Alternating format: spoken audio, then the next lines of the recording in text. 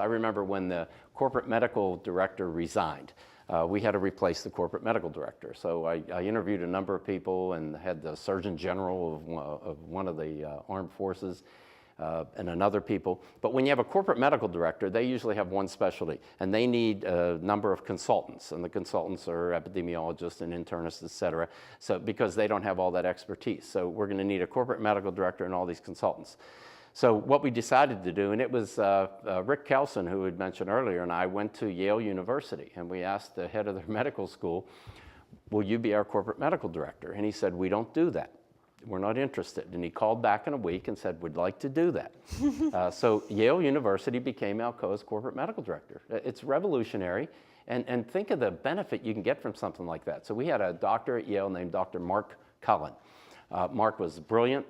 He had industrial experience, and he had a bent for research. So you link that with Alcoa's rich database on not only employees and injuries, but also on working conditions. And we put together a team of people looking at health like we never looked at it before. And you can come up with some observations that are actionable. For example, they run all the information through the database and say, people who work more than 16 hours a day or 60 hours a week get hurt 30% more than others.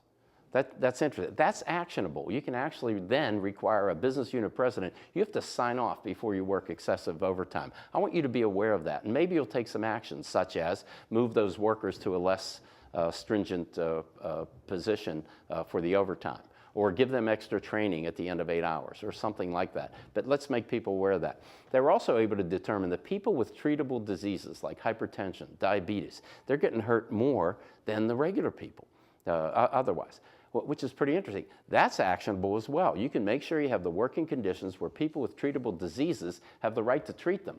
They can get breaks to take their medication or whatever. So these kind of programs got put into place. Then Dr. Cullen transfers to Stanford University, but he didn't want to let go of this relationship, so it's now called the Yale-Stanford relationship. And think of that for a corporation, just to have both the Yale and Stanford's medical schools providing the advice for what you're doing. And it's wonderful, and it's a wonderful environment to have.